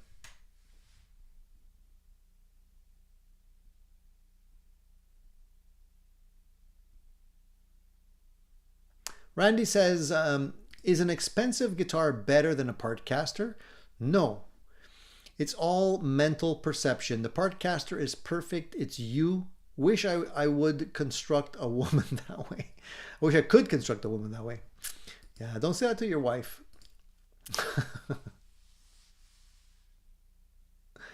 I know, Marcel, you weren't supposed to bite into them, but you know, things happen, right?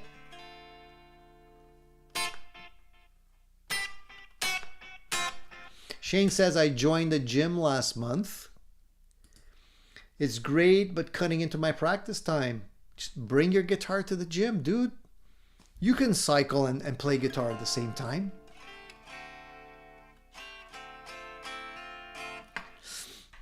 Eddie says, I never noticed the Dragon pickguard was different before you pointed it out. Yeah, it is, man. It's got that little piece right over here. And that little piece, good luck finding one. All right, guys, this time it's for real. I've been talking just about 2 hours. In about 2 minutes, it's going to be 2 hours. So you guys have 2 minutes to post any kind of question you want me to answer before we say goodbye for this Sunday show. And as per usual, you guys made it a lot of fun. I do appreciate you guys tuning in regularly on the channel. Please give me your support. Give us the thumbs up. Thank you for the super chats. As those of you that are kind enough to support the channel in that way, it's much appreciated. And I do have some other cool videos that are going to be coming out this week. So keep, just keep watching the channel, or at least hit the little bell icon so that you're aware of when the videos are posted. Because sometimes you won't actually get a chance to catch them. YouTube is getting so crazy now, vying for your attention with all these video shorts that they just hijack your attention and take you away from the other videos. And sometimes you don't end up ever remembering what you were searching for anyways. So you definitely want to hit the little bell icon. And by the way, I think I mentioned this before, but if you guys have an opportunity, grab this book. It's called The Complete Guitar Encyclopedia. I think I referred to it at one point. This is a fantastic book. I got it for $6.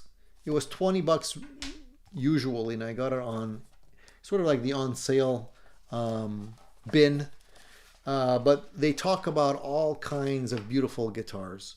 The Les Pauls, the originals. They talk about, everything that you could want in a guitar. Look at these things. Look at this. This is the beautiful SGs and Gretches and everything. The Rickenbackers. Anyways, this makes a beautiful coffee table gift or book for anybody that is into guitars. I'm not making a cent out of this. You could probably get this on, maybe you can get it on Amazon. I don't know, but grab one. It's really good, man. You can fall asleep at nights flipping the pages and dreaming about really cool guitars. All right, guys. Have a great weekend, everybody. Enjoy yourself. And Anton says for FTR, this is the longest I've ever hung out in any live stream. Thanks again, Tony, and the community. Well, thank you, Anton. Listen, hopefully we'll see Anton here and the rest of you guys here again next week, next Sunday. Planning to be here again. So if everything goes good and I don't get hit by a bus, I'll be here next Sunday. Hope you guys will be here too. Stay tuned, and guys, keep rocking. All right? All right. Take it easy, boys. See you next week.